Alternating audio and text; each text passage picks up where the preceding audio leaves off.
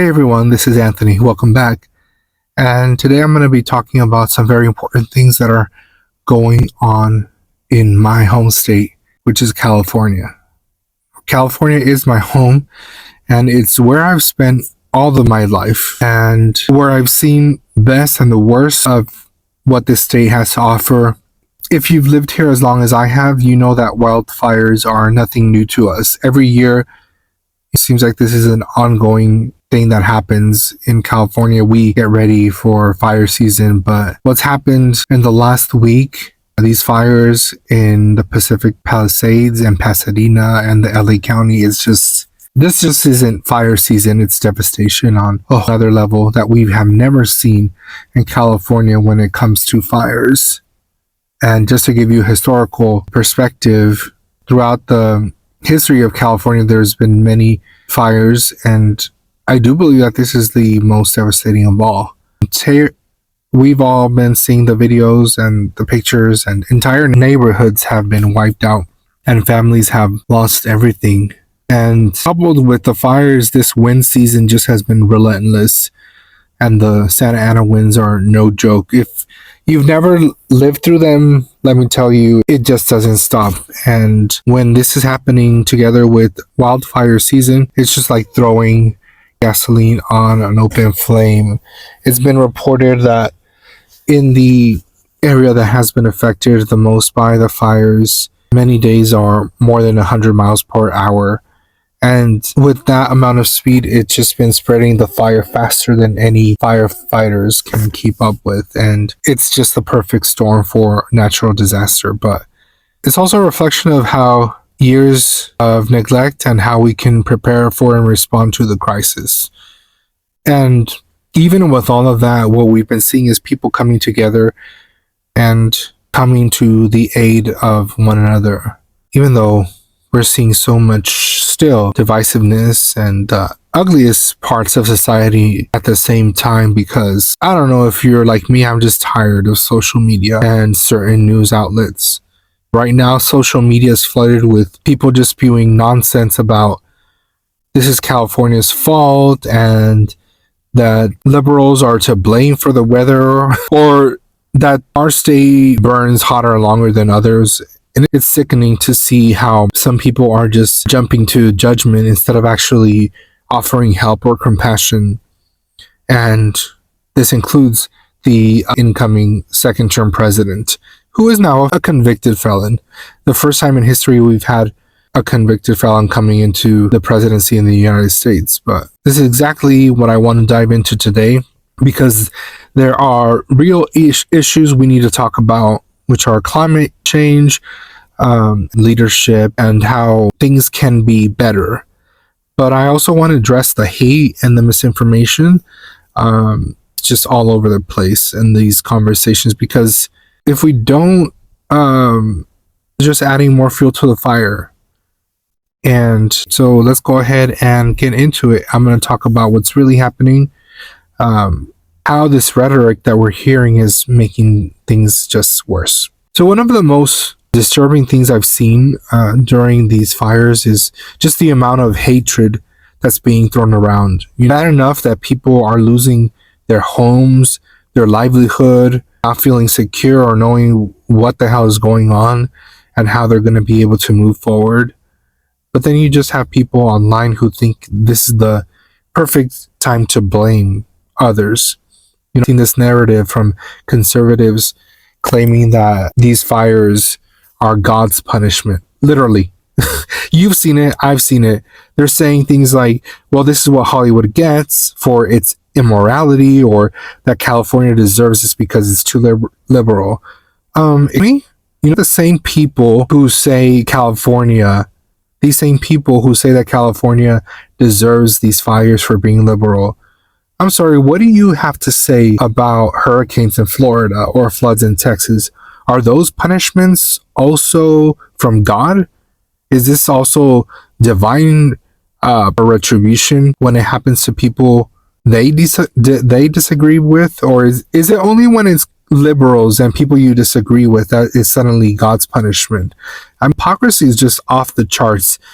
These same people pretend to follow someone who preaches love, forgiveness, and charity, and they'll be the first ones to spew hate and judgment when a tragedy happens, just because it's affecting people that they don't politically agree with. And I'm so fucking done with people.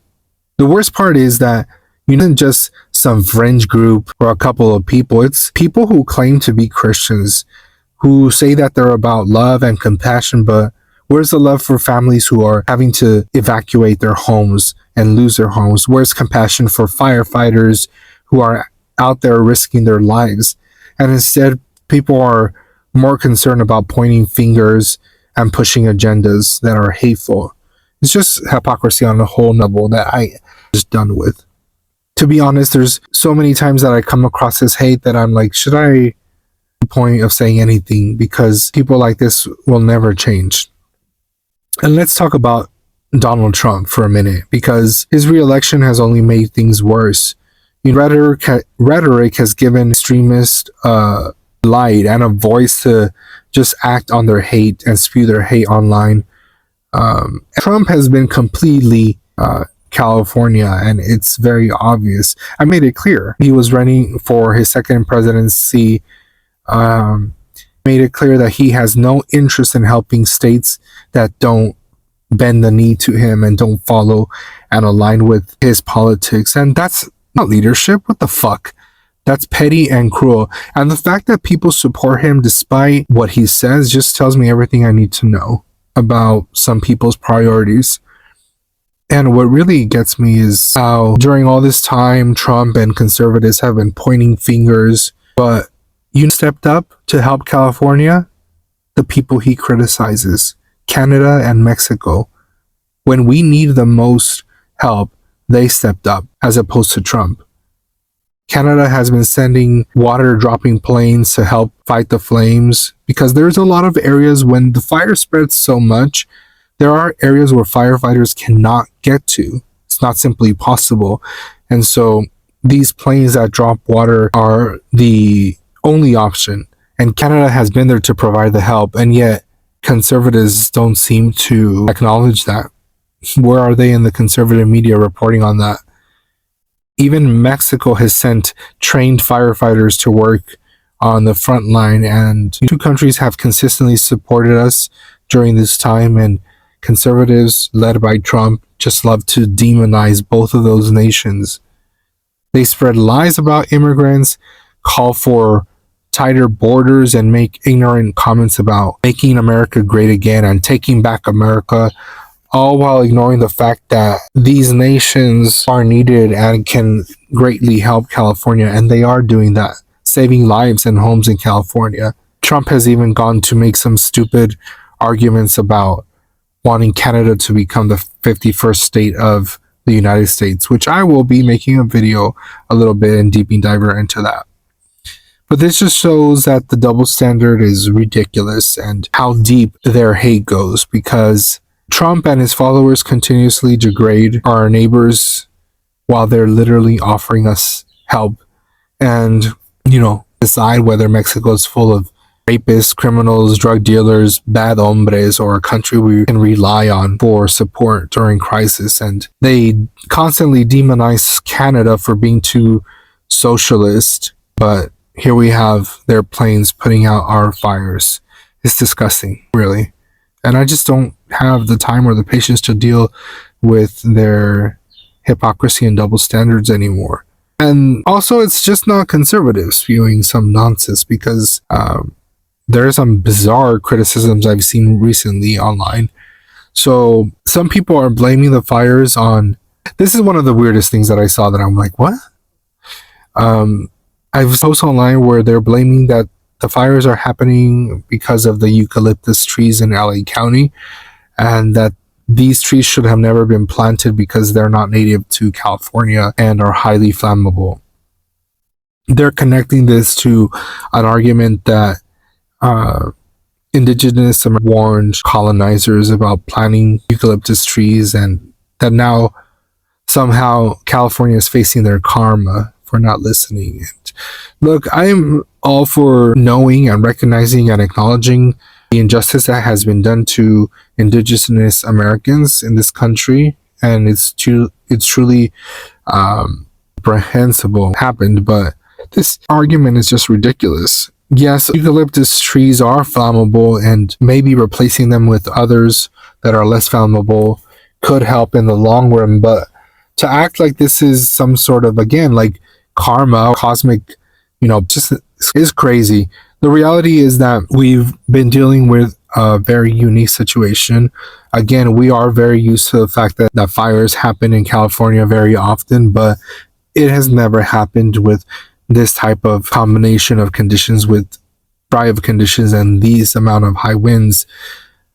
I mean, Marjorie Taylor Greene criticizing Democrats and stating that they should just throw up things in the clouds and make rain happen in California. It's just, that's the stupidity that we see when people who have no knowledge pretend that they do and throw out some ideas that are just ridiculous and have no basis, or, really want to help California. Your recommendations should go a lot deeper than that, and you should speak if you have knowledge, not like these people who have no knowledge. Even Donald Trump, do y'all remember the time that he said that this could just be fixed if we were raking up the leaves? A comprehensive approach to prevention and management, not just some finger pointing or suggestions that are truly not, fleshed out, and actual help from experts. But we can't let this rhetoric keep dominating the conversation, because there are lives affected and families are losing everything.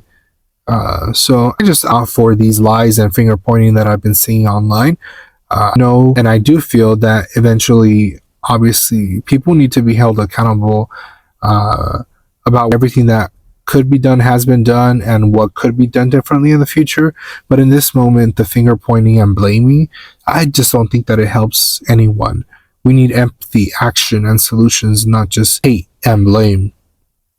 Now, I want to be clear, California, in terms of their leadership and the governor and the mayor, is not perfect. There are real legitimate criticisms that are being made about how resources are allocated or how prepared we are for disasters like this. But one of the biggest arguments I've been seeing online is that we have been underfunding firefighter efforts because money has been going to the LAPD or, police. And if that's true, then the problem. Obviously, we need to make sure that resources are as provided as possible, but not like this is just a liberal or a Democrat issue. The Republicans love to attack California for being too liberal or mismanaging resources. Yet, and in this case, a new fire chief who is a woman and a lesbian, and I've been seeing the criticisms as well. Basically, they're just insinuating that diversity and her hire took over getting the most qualified person. It's just insane. The first to cry about socialism, but then when a disaster hits their areas like Florida and Texas, they're sure as hell demanding federal aid for their disasters, aren't they? They'll cut funding for firefighters, for schools, for infrastructure, and then, oh my God, I'm so shocked that communities are crumbling under pressure. It just is ridiculous, because then when it comes to funding the police or padding the pockets of billionaires, suddenly they got all the money in the world. I mean, how they've criticized conservatives for wanting to defund the police. So are you for defunding the police or not?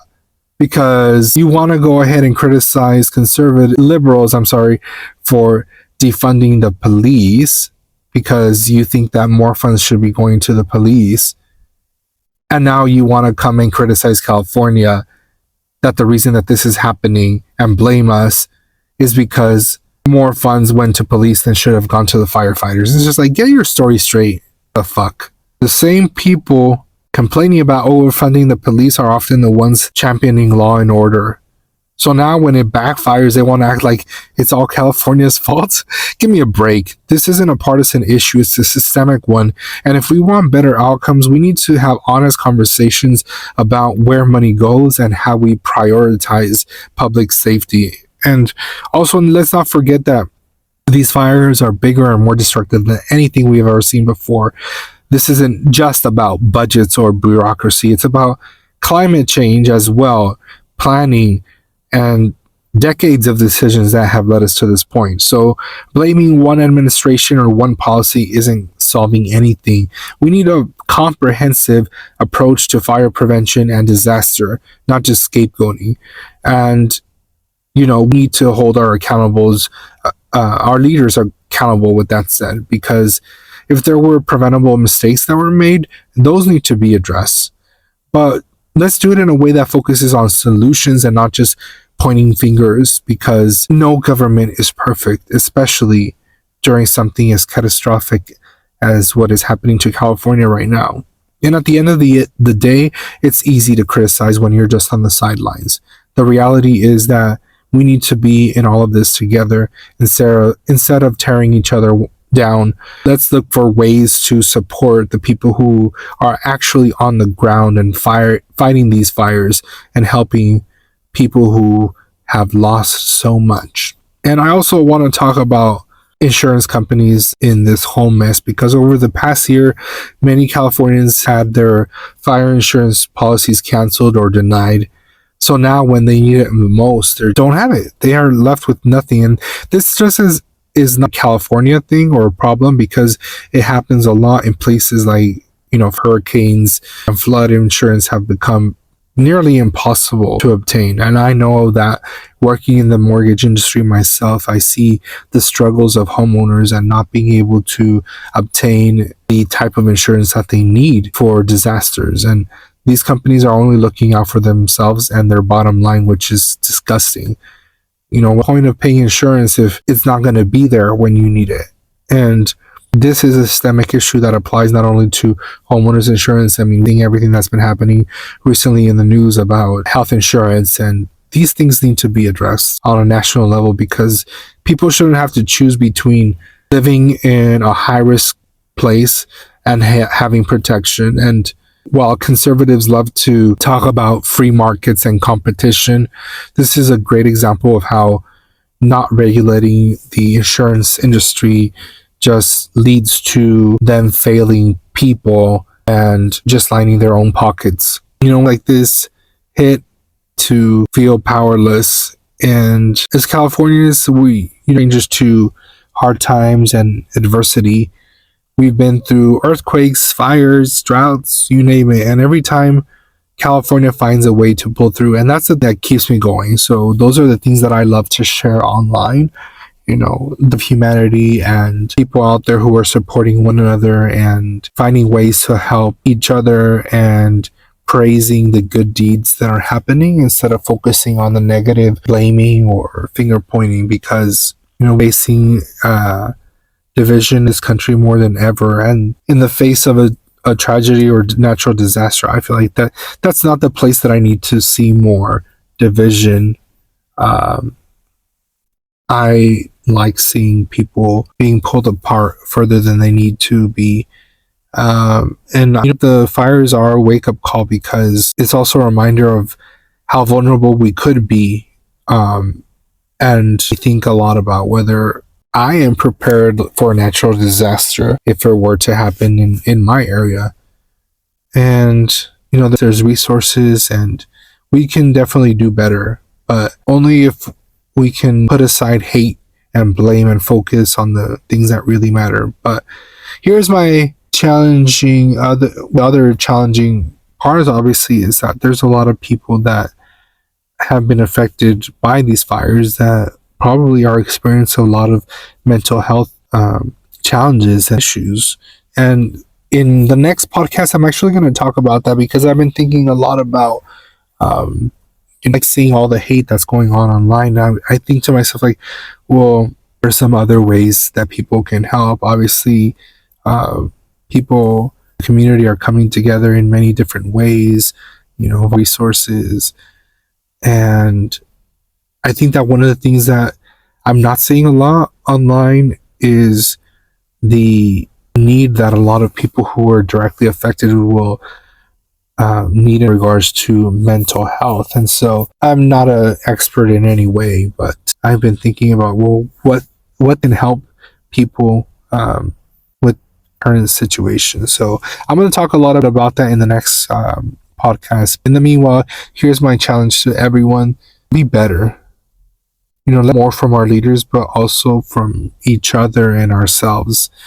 And let's hold people accountable and offer support when they need it. Shut down all the hateful rhetoric that's poisoning our conversations and just adding more fuel to the fire. Because at the end of the day, this isn't about politics, it's about people, families, communities, the future of California. So I know that together, California can rebuild and be ready for whatever comes next, but only if we're willing to stand with one another. And California is strong. Its people are strong, and no wind, fire, or hate is going to change that. That's my message, and that's what I will leave you guys with. I'll probably also be little podcasts about different things, because through all of this and everything that I've been seeing online has opened up my mind and curiosity about a lot of different issues that I'm kind of knowledgeable on, and I've been starting to educate myself online and finding information. And so I think I'll be dropping little nuggets here and there of things that I've uncovered and sharing that with all of you. But again, I'll end it here, and as always, be kind to yourself and to one another, and until next time.